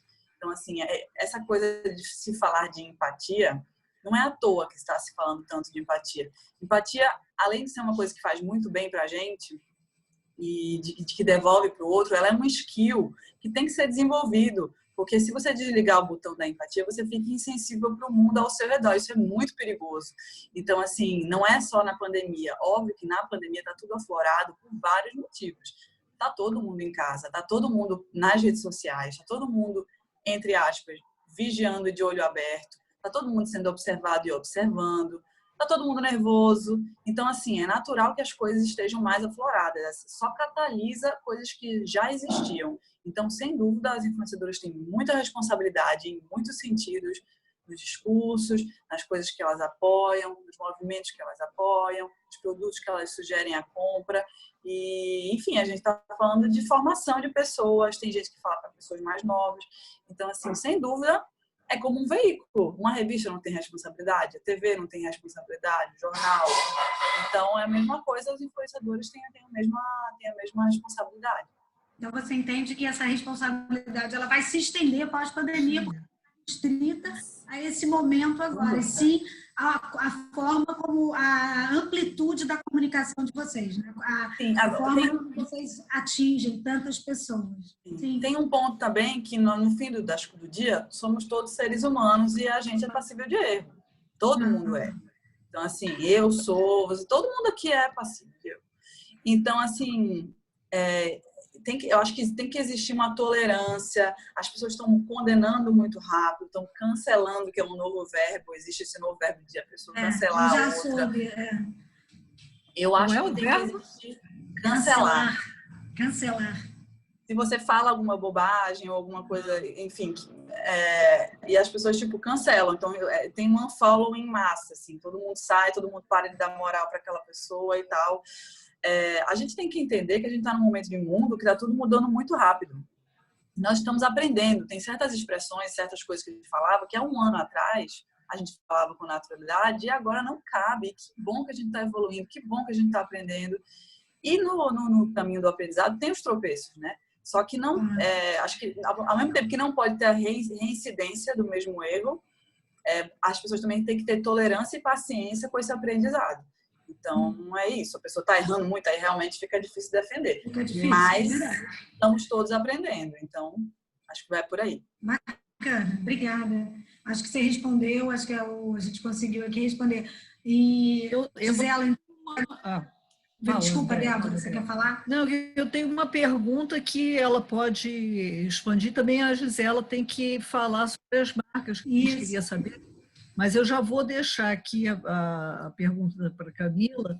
E eu gosto de perguntar sempre dando um exemplo. Tem alguns profissionais na vida da gente que a gente não consegue viver sem. Seja o cabeleireiro, seja o cara da TI, assim, por exemplo, com TI eu vivo tendo problema, então eu quero ter o telefone e poder dizer, deu pane, entrou um vírus, qualquer coisa. Sabe aquela pessoa que você tem que estar ali? Eu acho que o advogado de PI, para uma pessoa com as atividades que você tem, eu acho que teria essa importância na vida de uma comunicadora, de uma influenciadora. Essa impressão é verdadeira? Você sente essa necessidade de estar com o Gustavo ali, com o telefone dele, em vários momentos? Porque eu imagino que seja. Sim. Eu até médico que você vai uma vez por ano, é aquele médico que você é o clínico geral, entendeu? Acho que para uma influenciadora teria que ter qualquer coisa recorrer a ele. É assim? É assim, é bem assim mesmo. Como a gente falou no início, a gente está falando de marca. Então, assim, o Gustavo estava falando e eu estava escrevendo aqui os momentos que é preciso, que eu vou atrás do escritório. E, assim, como é um mundo muito dinâmico em todos os sentidos, tanto de fechar contratos rápidos, ideias, eu sou uma pessoa que eu penso, toda hora estou tendo ideia. Então, às vezes eu mando mensagem para Gustavo e eu aprendi nos percalços e nas pedras no caminho, porque eu já tive ideias minhas surrupiadas ou, tipo, problemas com questão de nome, que eu não registrei e tudo. Então, eu aprendi realmente como se diz na linguagem, na porrada. E aí, toda hora que eu tenho uma ideia nova, às vezes eu nem sei se eu vou botar em prática, mas toda a eminência, eu chamo o Gustavo, vamos registrar esse nome, essa expressão, essa ideia. A gente registra, às vezes nem vai para o ar. Então, assim, hoje em dia eu prefiro me precaver, porque eu sei o valor que no mundo de hoje existe no registro, do que ter essa dor de cabeça depois. Então, assim, no início foi o registro da minha marca, Garotos Estúpidas, depois a percepção de que eu também era uma marca, então os registros inteligentes por ali, né? Os registros de projetos, os contratos não só de marcas que a gente tem diariamente, mas também de fornecedores, a gente tem muito fornecedor, muito colaborador de conteúdo.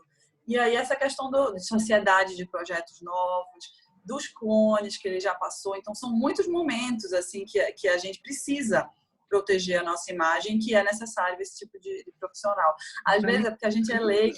Eu posto, às vezes, no escritório, às vezes eu faço stories e tal, e as pessoas acham que sempre é problema, né? Que advogado é sempre, tipo, para resolver problema. Ele diz que tá tudo certo. Não, mas eu vou lá... É preventivo, né? É preventivo. É preventivo. Eu acho que tudo intermediário está perdendo muito valor hoje em dia. O intermediário, ele tem que, se ele não for inteligente, ele tem que ser estratégico, ele tem que prevenir, ele tem que ligar, ele tem que se fazer necessário, ele tem que dizer, Camila, Gustavo manda direto para mim link, a gente se fala muito, olha esse caso que aconteceu. Então, é uma prevenção, não é resolver o fogo, é organizar a casa para a casa não pegar fogo, entendeu? Então, assim, as pessoas têm que pensar nesse sentido também. E às vezes até a gente se surpreende. Caramba, isso deu problema, não poderia imaginar. Então, porque eu vejo muito advogado de PI nessa de preventivo e dele está do lado de vocês o tempo inteiro. Eu falo eles, eu estou me tirando um pouco fora porque eu já não advogo há 10 anos. Eu faço pareceres, dou aula, mas eu não tenho clientes. Então, mas eu vejo essa necessidade muito grande e eu sempre passo isso para os alunos e tem pessoas que realmente não dão essa importância, não. Não precisa. Se precisar, eu fui lá no INPI, registrei minha marca, não sei o que, não tem a ideia. Como você falou que tem amigos que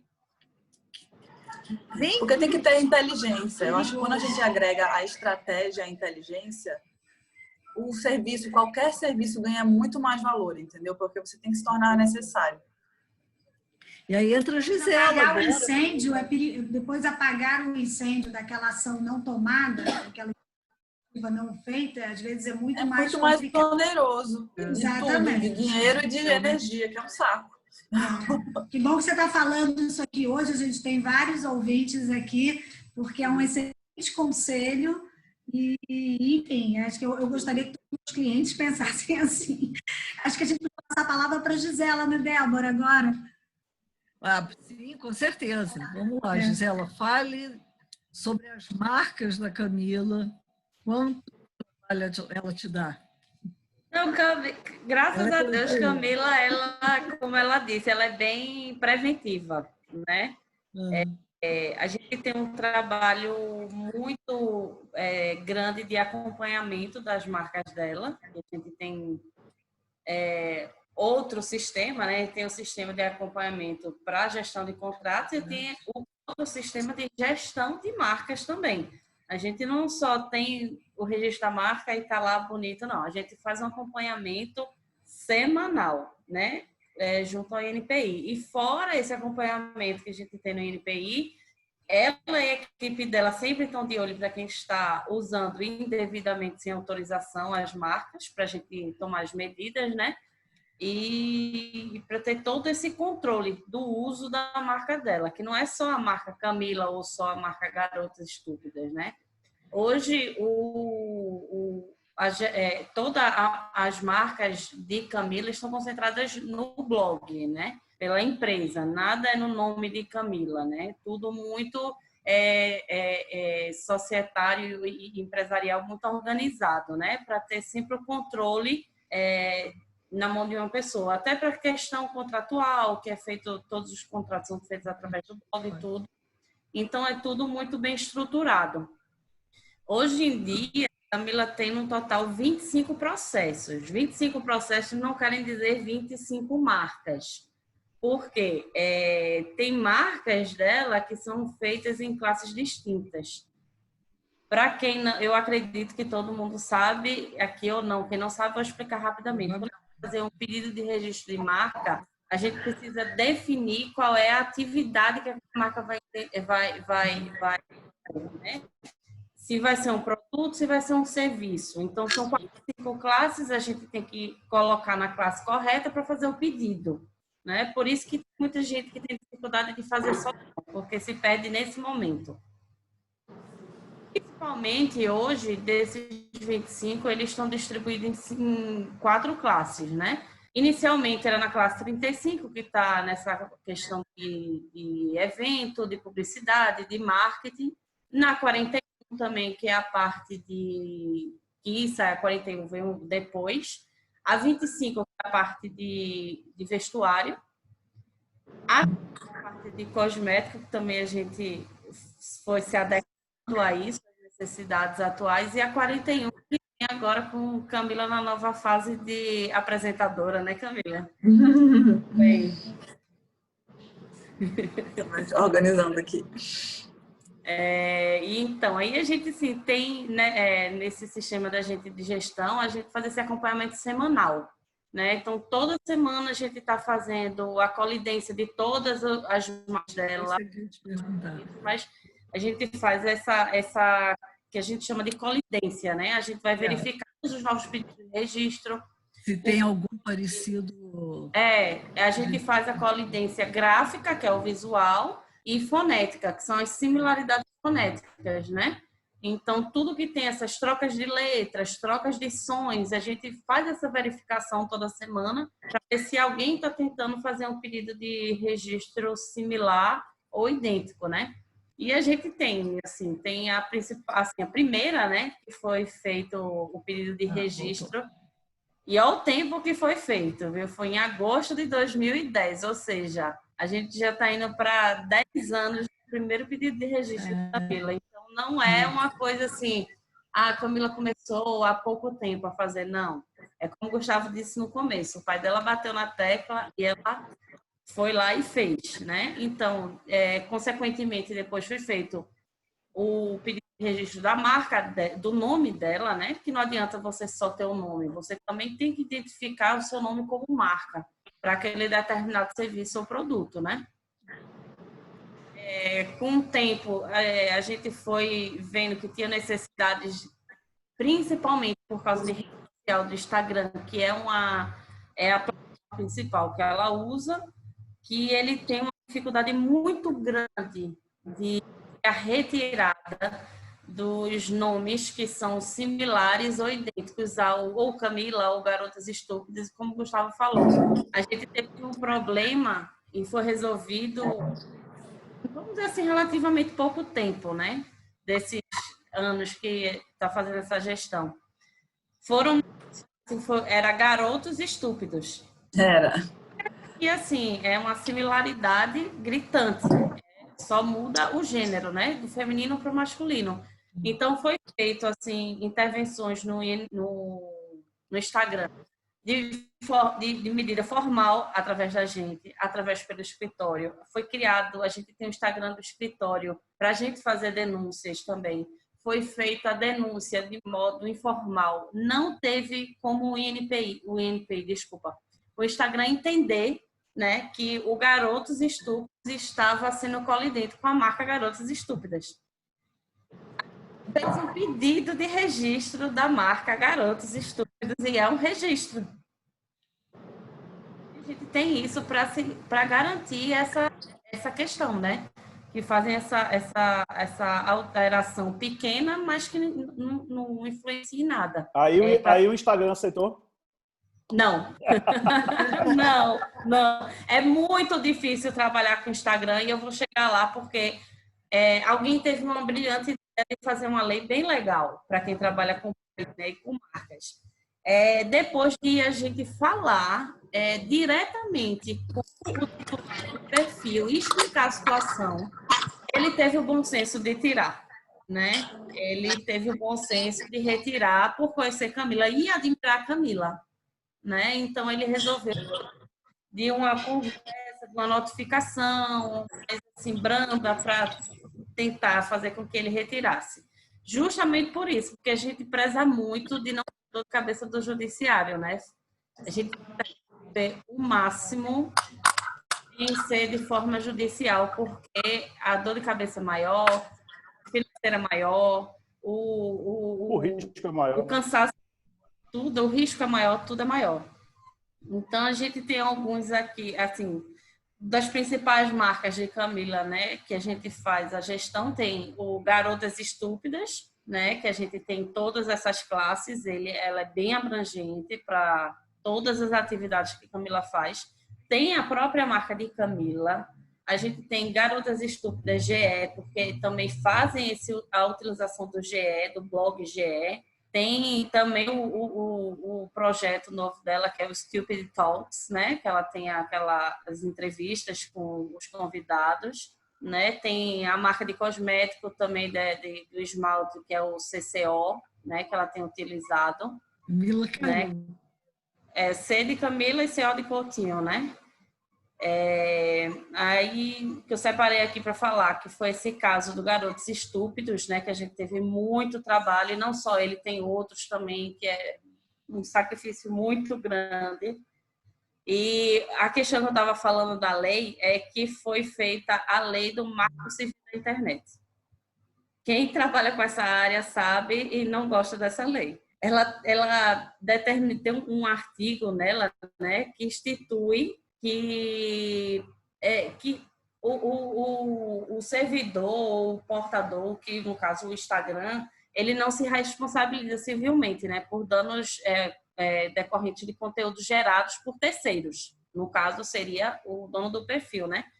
E que ele só retira do ar através de medida judicial. Olha o trabalho que a gente tem que ter, a gente tendo o registro, o certificado de registro validamente expedido pelo NPI, manda, fala, demonstra tudo, e ele diz, não, só por medida judicial. Aí fica quem com mão atada? Quem está correto ou quem está errado? Quem está correto, né? A gente tenta, a gente vai, faz tudo certinho, mas aí vem uma lei para prejudicar, vamos dizer assim. Nem sempre toda lei ajuda, às vezes a lei prejudicar a Camila, a bateria da Camila prejudicou aqui porque deu uma riada, mas ela já vai... Ela antes de cair, ela me mandou aqui uma mensagem dizendo que tinha caído. Que ia cair, ela me mandou aqui uma mensagem. Vou ver se ela volta aqui. Vou mandar outra mensagem aqui, mas realmente ela não está respondendo agora. A bateria vai cair. A bateria vai cair, caiu mesmo. Acho que foi. Mas enquanto então Camila não volta, registrar aqui algumas presenças. Tem muita gente da comissão, nós falamos da Dé Werneck e o Cássio Mossi, que foi o advogado daqui, estava comandando aquela mesa redonda, né, do nosso último seminário. Ele está aqui, já fez alguns comentários, é que eu não consigo ler tudo, eu teria que ficar com a cara aqui assim, na tela. Eu posso ver aqui, Débora. E eu Paula Scioli está aí. Eu acho que era até bom registrar também, já que você está registrando a presença, registrar a presença aqui de uma das diretoras do Duar Fashion, a Beatriz Shimura. Legal. E a todos que estão inscritos aqui hoje, porque as inscrições foram, como vocês sabem, para 100% de doação. Acho que era até legal a Camila, ela está voltando, ouvir esse nosso agradecimento. Ela só está de lado. Ela está de lado. Camila, a gente aproveitou a sua saída para dar um oi e falar um pouquinho com a plateia, com quem está aqui nos ouvindo. E eu Beatriz Genaro, Tati Capito, Sabrina Verzola. Sabrina, eu acho que é do Acre, se eu não me engano. Estou aproveitando para agradecer as doações que foram feitas, as inscrições aqui hoje serão todas revertidas 100% para a instituição do Art Fashion, que depois reverte para as instituições que eles apoiam e programas que eles apoiam. Então, agradeço a todos que se inscreveram, né? E dou boas-vindas à Bia, que está aqui com a gente, é uma das diretoras do Duar Fashion, está nos assistindo desde o início. E você voltou, aproveito para te passar uma pergunta da Bianca, que era até uma pergunta... Bianca Zarantonello. Eu tinha até pensado em uma pergunta similar, então eu nem vou fazer a minha, porque ela responde a minha.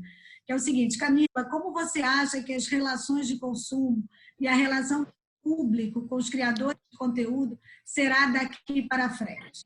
Você acredita que, de fato, a pandemia mudar o modo como consumimos, seja um produto, seja conteúdo na internet?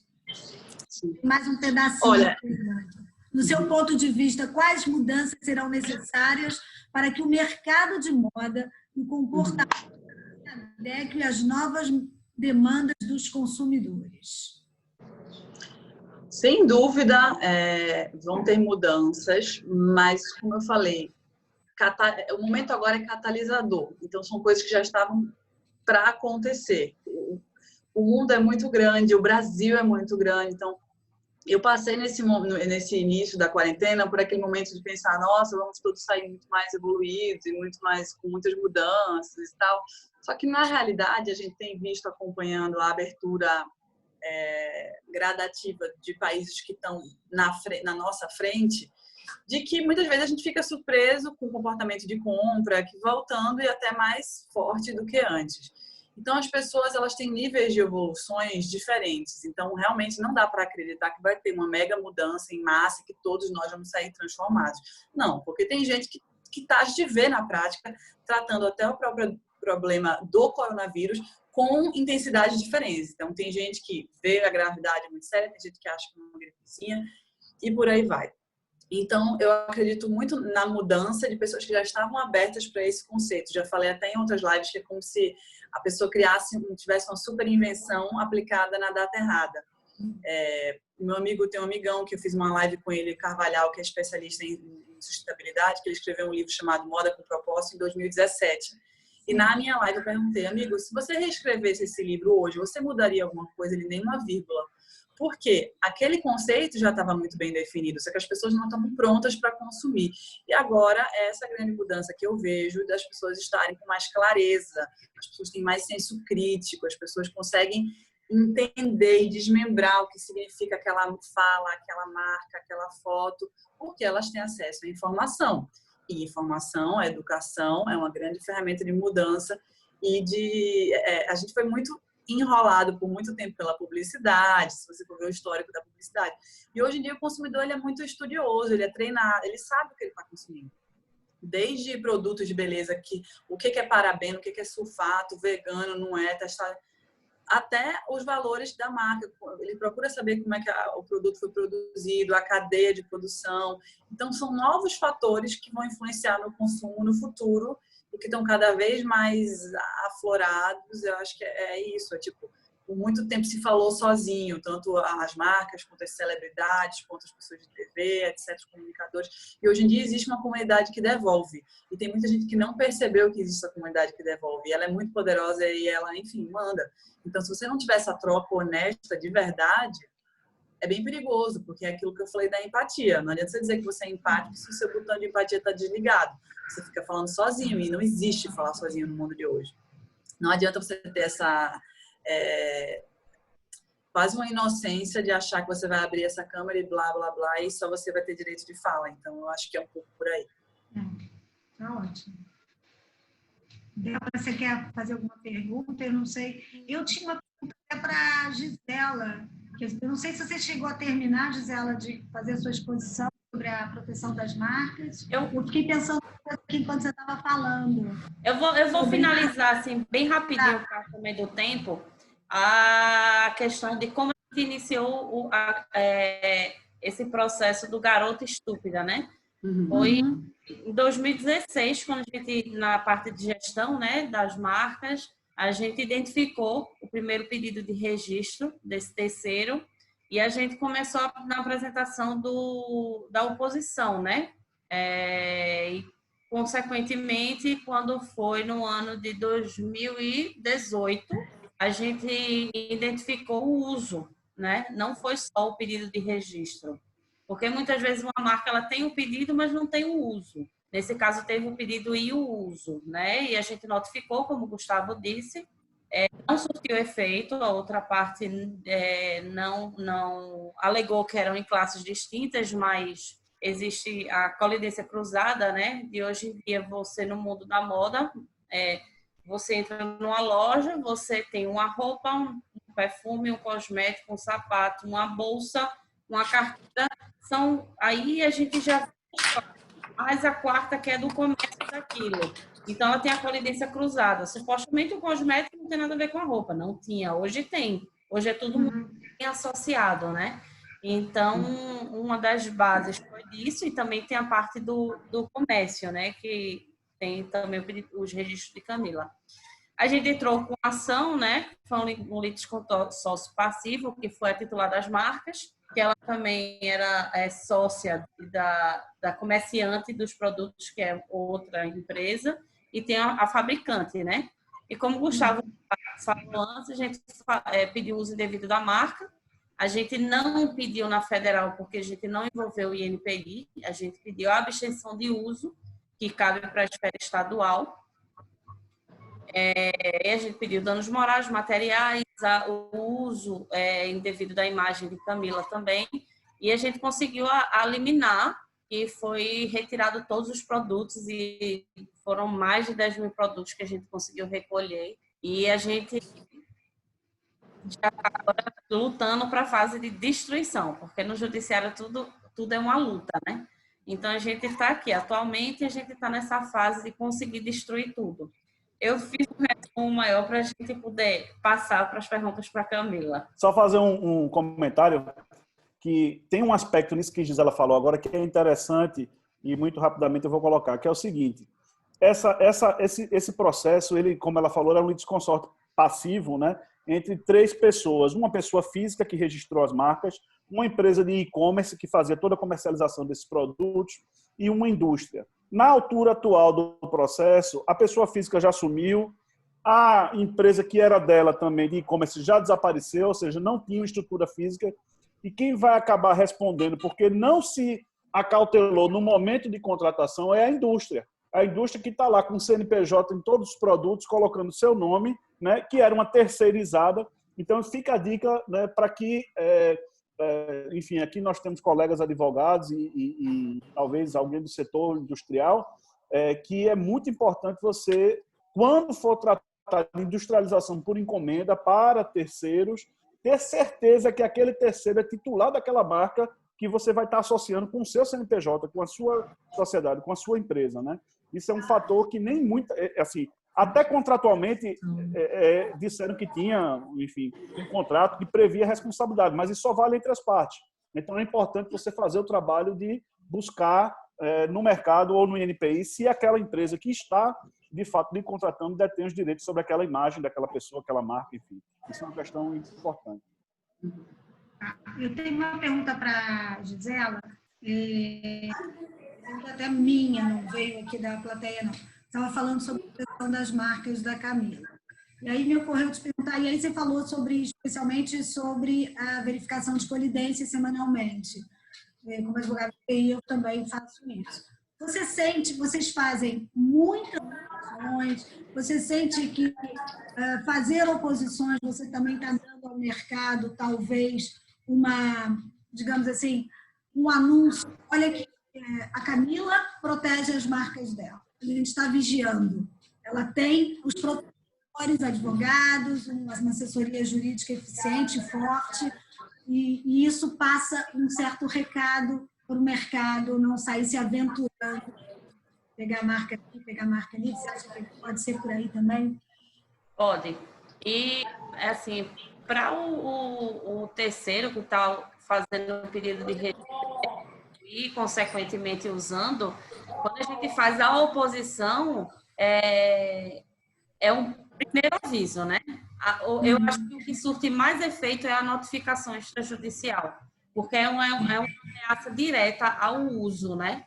Porque o INPI ainda vai julgar, ainda vai ter a decisão final do INPI, e que às vezes é bem demorada. Mas eu acho que para isso que você está falando, esse aviso, é sempre a notificação extrajudicial, ela é mais forte, ela é mais presente, ela é mais eficaz. A gente sente muito isso em outras famílias também, que a notificação ela é melhor. Ela é dá um mais susto, né? ser, né? Ainda mais vindo de uma banca de advocacia, certamente a outra parte leva aquele susto inicial e provavelmente decide não prosseguir naquela... Exatamente. A aventura de continuar usando o prejuízo depois é maior. Exatamente.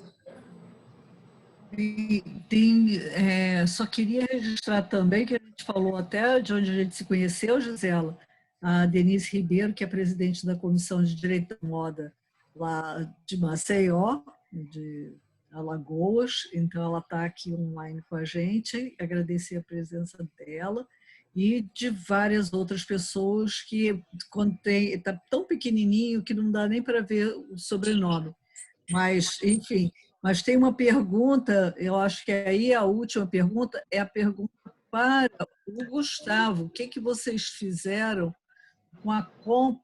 para comprar aqui? Como foi a compra do @ do domínio do Instagram Camila Coutinho? Não é domínio do Instagram, né? Quer falar, Camila? Falo, porque na verdade não teve nada a ver com o escritório, porque foi uma coisa informal, foi uma negociação informal. A gente fez contrato, Gustavo?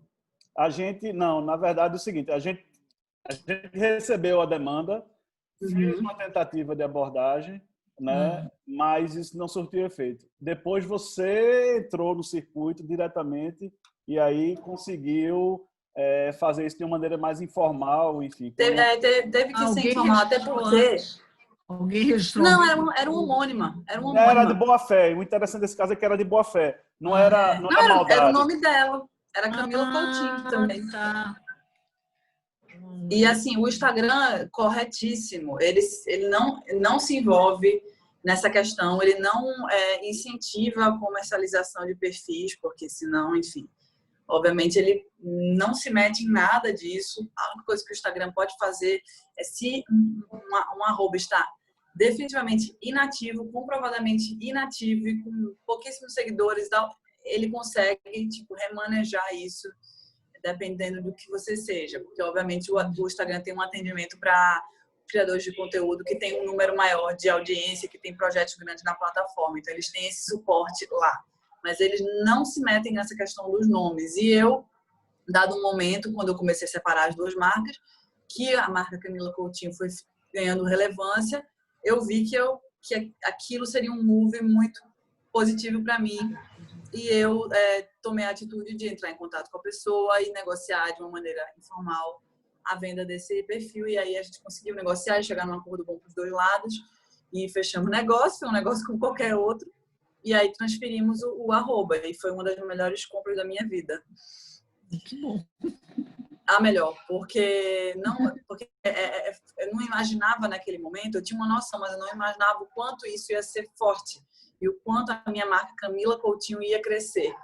Tinha uma ideia, mas não tanto. Então, assim, eu fico imaginando se eu não tivesse feito isso naquela época, o mesmo vale de novo para registrem suas marcas e suas ideias, porque hoje em dia a internet está aí para todo mundo, tem muita gente tendo ideia ao mesmo tempo, e isso é muito importante. Com certeza. Então você vai estar construindo um castelo em cima da areia movediça, o que adianta? Gustavo ficou mudo. Não. Ah, tá. A gente ainda tem algumas perguntas aqui, eu não sei como é que está o tempo de vocês, a gente está bem adiantado em relação ao A gente já tem uma hora e meia. E tem uma pergunta que está aqui desde 7 e pouco. Eu acho que eu vou passar essa para a Camila, se puder responder ainda. Dá tempo? Posso super. Então, é da Ana Letícia Levato, que faz parte da nossa comissão da OAB. Ela dá parabéns pelo seu trabalho, acompanha o blog desde o início e admiro como você se reinventa sempre. Hoje, cada vez mais, aí vem a pergunta, né? Hoje, cada vez mais, os influenciadores digitais buscam tratar dos mais diversos assuntos, trazer conteúdos educacionais, culturais, etc. Nesse sentido, saber o que você pensa sobre a de inscrição para conteúdos exclusivos, entre parênteses, paywall. Por exemplo, acesso à lista de melhores amigos no Instagram. Muito obrigada, sucesso para você. Eu acho que é um produto. Você pode, fazer de um produto rentável. A gente vê aí também curso online, infoproduto, que tem uma estratégia muito nesse sentido de um teaser e um pedaço do conteúdo e você ter mais acesso àquilo pagando. Eu já vi crowdfunding de conteúdo também, que é super interessante, porque realmente é caro produzir conteúdo de qualidade. Então, eu já estou vendo gente sendo bem honesta nesse sentido, gente, meu conteúdo é esse, se você quer colaborar, segue aqui. E o Close Friends também, eu não vejo mais muito Close Friends como produto, não tenho visto. Eu acho que um produto é um produto desde que exista público para pagar por ele. Então, assim, eu contestar se um Close Friends é um produto válido ou não estou nesse papel porque acho que tudo é válido. Eu nunca comercializei o meu. O que a gente fez foi logo no lançamento do Close Friends, a gente criou um Close Friends do Jack, que existe até hoje, que é tipo um grupo de benefícios. Então, a gente oferece coisas exclusivas, experiências exclusivas, como ir para o São Paulo Fashion Week, visitar um backstage, um desfile, para os nossos seguidores mais ativos. Então, a gente viu quem eram os 100 seguidores mais ativos e incluiu nesse Close Friends. Mas, realmente, teve uma época que as pessoas estavam vendendo conteúdo exclusivo, né, ali. Às vezes, mais um lazer mais assim, superficial, outro com cursos. Então, assim, acho que são produtos e eu acredito muito em você ser criativo e explorar as ferramentas que as redes dão. A gente já teve um produto no Facebook que era super rentável, lembra, Gustavo? Que era de sorteios. A gente tinha um produto chamado Curta e Ganhe, que era um calendário E todo dia as pessoas tinham lá, vamos dizer, dia 1º era um secador, dia 2 era uma roupa, dia 3 era um batom. E estava linkado, a gente criou uma ferramenta que linkava com a marca. Então, quando a pessoa preenchia lá, quero ganhar o secador, quero receber notícias dessa marca, dava meia-noite, um sorteio acontecia e as duas partes eram notificadas ao mesmo tempo. E foi um produto que a gente vendeu muito, tipo, não tinha trabalho nenhum, era só vender e colocar o anúncio lá, só que aí mudou a lei. Então, de um dia para a noite mudou a lei e inviabilizou o produto, mas valeu a pena enquanto durou. Então, assim, eu acho que é muito sobre isso, sobre você utilizar as ferramentas que tem ali para você, criando novos produtos para o seu negócio. Principalmente nesse momento de pandemia agora, que limitou muito. Então, você tá vendo, a gente está vendo todas as mídias reformularem a produção de conteúdo, entenderem que tem muita coisa que pode ser feita de maneira simples. Você vê Pedro Bial fazendo o programa dele da mesma maneira que a gente está fazendo esse talk aqui. Então, tudo foi simplificado e novos produtos surgiram. Então, a live é um dos meus principais produtos atualmente, assim, de publicidade. Então, tem que ser flexível. Andréia, tem mais perguntas aí? A gente tem bastante perguntas, mas talvez a gente esteja com o tempo já meio apertado. Quer fazer mais uma? Quanto André. Você acha que falta algum assunto, Gustavo? Tem alguma coisa que a gente não falou? Não, acho que a gente abordou bem. Eu estou vendo que aqui no... tem um quadrinho do lado aqui de Questions and Answers que tem uma pergunta aqui. Posso ler? Eu não estou vendo. Pode ler. Tá. Eu estou vendo só o chat, por isso. Não, tem aqui embaixo também, Débora. Eu não estou vendo dos dois lados. Q&A, exatamente. Quer fazer, então, Gustavo? Pode fazer. Deixa eu só dar o nome a Paula Cioli, que trabalha, com moda, professora da comissão. É da nossa comissão também. Coordenadora do curso da FGV. A Débora faz a apresentação melhor até da Paula. Mas a Renata Lisboa, que é nossa primeira vice-presidente, porque a Andréia é a segunda, a Renata está agradecendo a participação de todos que vieram, inclusive, principalmente por conta do Duar Fashion. E, enfim, tem muito mais nomes aqui. Eu não estava vendo as perguntas, por isso que eu estou só aqui no chat. Mas vai lá, Andréia. Camila, o Gustavo ia fazer. Pode fazer. Eu ia me atrever aqui, não, mas... Tá bom. Camila, em nome da Paula, novamente, né? Camila, o nome Garotas Estúpidas já está solidificado e, é claro, Capitalize já faz parte do seu portfólio. Mas pela própria natureza da expressão, você já pensou, nunca pensou em substituí-lo ou utilizar ou intensificar o uso do seu próprio nome? Não. Porque, assim, na verdade... Tudo isso começou como uma brincadeira mesmo, um hobby, é uma coisa que era bem humorada, tem muito do meu DNA aí, como pessoa também. Acho que por isso, esse é um dos grandes fatores que eu não tenho hater. Nunca fiz nenhum tipo de controle no meu público, de moderação de comentários, é um ambiente muito respeitoso, minha audiência é, tipo, muito qualificada, eu tenho muita troca. E eu acho que veio muito dessa minha postura de, tipo, eu levo o meu trabalho muito a sério, mas eu não me acho dona da verdade, eu estou sempre aprendendo, eu tenho um bom humor e leveza, assim, tento sempre, né, que a gente está sempre, tem os nossos momentos, mas assim, de não achar que eu sou dona de nada. Então, assim, o fato de eu chamar o meu blog de Garotas Estúpidas já é um grande escudo contra isso, que na época eu não tinha nem essa ideia, nem essa noção, porque realmente eu criei uma coisa para ser uma brincadeira. E quando isso começou a se profissionalizar, eu registrei da mesma maneira. Então, você imagina uma menina entrando num banco para criar uma conta de pessoa jurídica com o nome Garotas Estúpidas. E dava risada, tipo assim, é sério, entendeu? Então, assim, eu passei por esses momentos e eu acho que isso é um pouco do, entre aspas, ônus de você ser original, mas que vira bônus muito rapidamente, porque, enfim... originalidade, que significa menos pessoas fazendo a mesma coisa, e isso é benéfico em vários sentidos, até no registro da marca, porque a marca fica mais protegida e mais fácil de ser registrada, como eu aprendi com o Gustavo. Olha, então, a Camila já dando aula de como você criar Vou mandar o currículo para Escobar. Então, assim, tem muitas vantagens. Ao mesmo tempo, também E a gente criou várias características aí no nome, né? As pessoas reconhecem muito fácil, a marca é muito fácil de reconhecimento.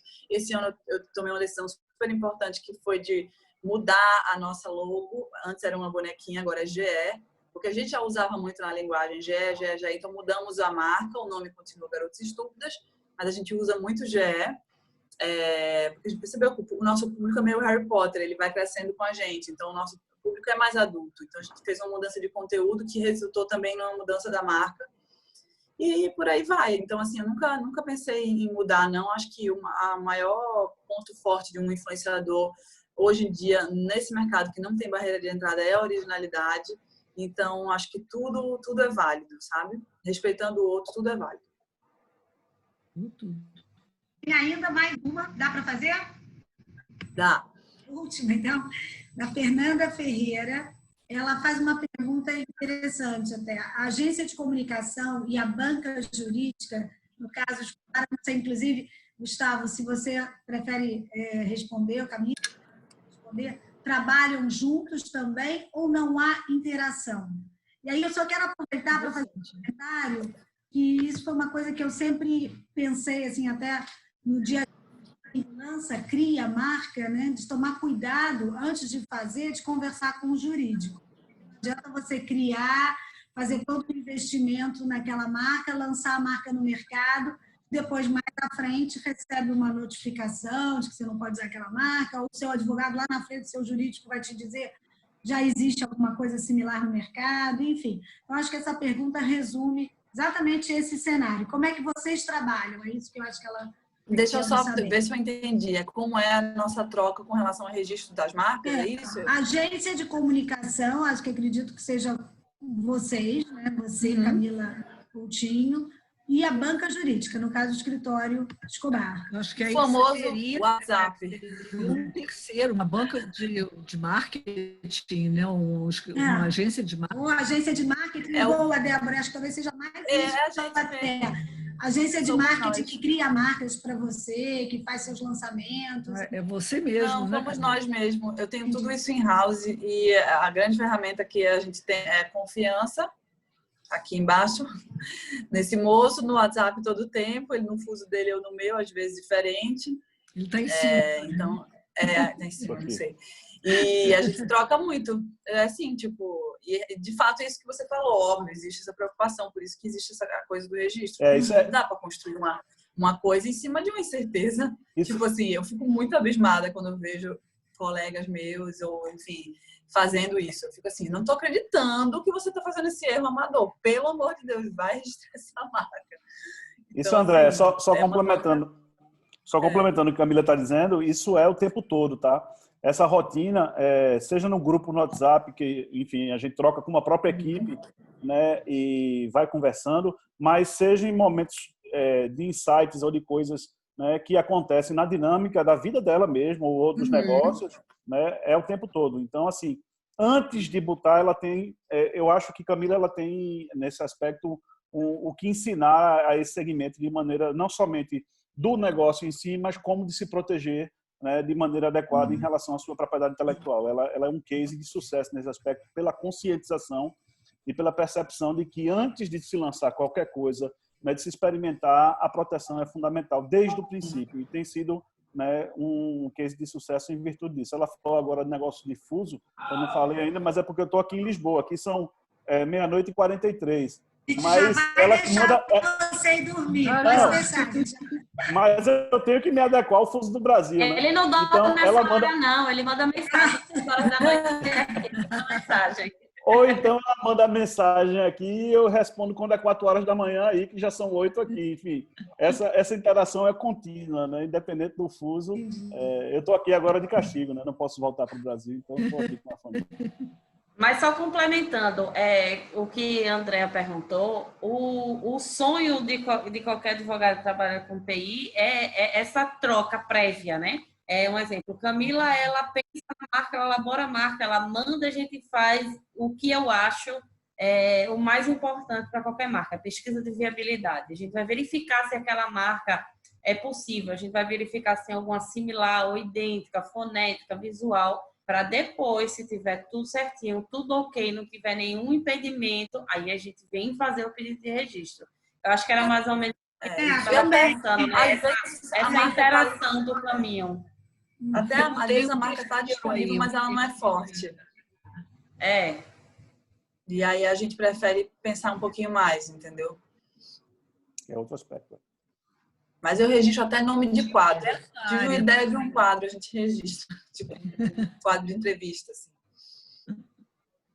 Então, gente, agradecer Gustavo por ter trazido Camila, ela por ter dado a ideia e também trazido Camila por nos dar o prazer da sua companhia aqui durante essa hora e meia, a todos os ouvintes que estão aí participando das perguntas, a Andréia, que está comigo, a BPI, enfim, foi um prazer. O convite já ficou, né? Já foi feito lá no cursinho para a gente fazer um evento com vocês ao vivo, pessoalmente, na OAB.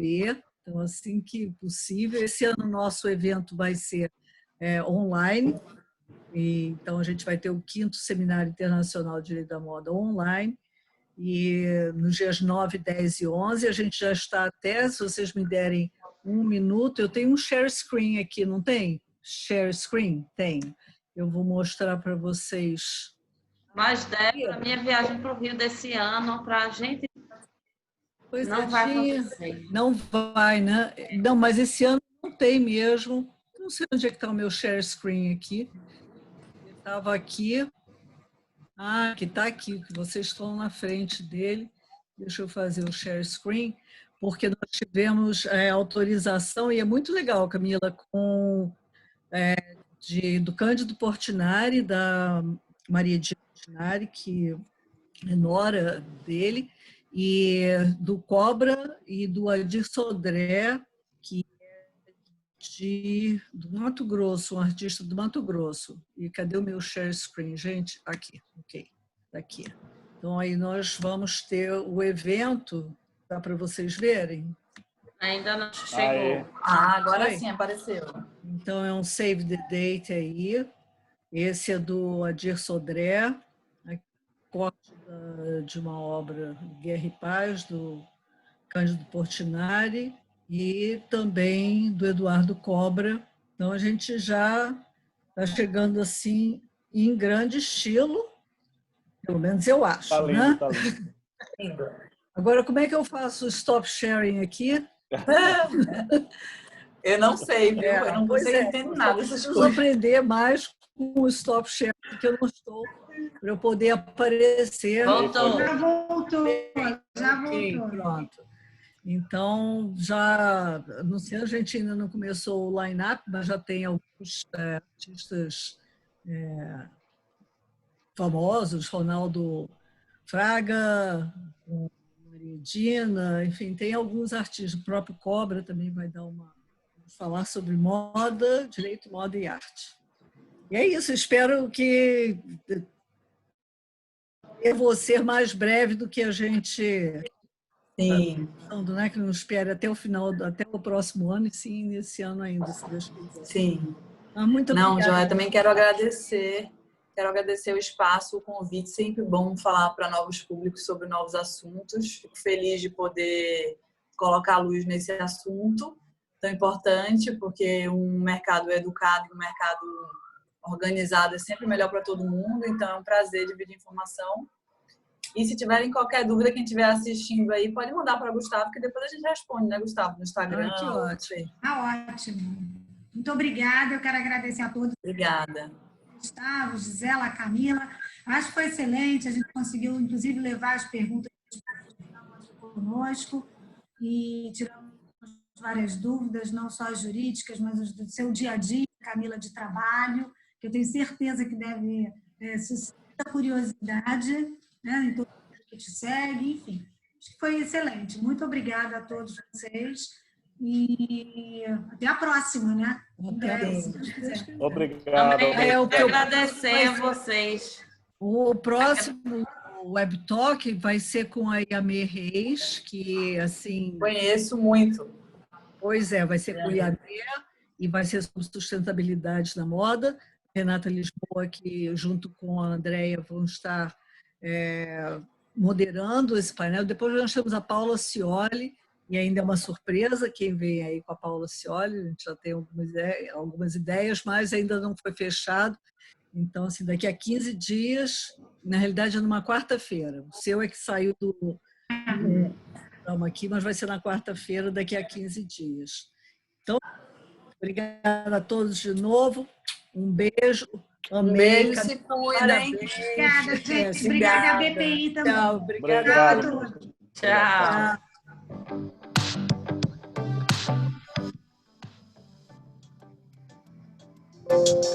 Tchau.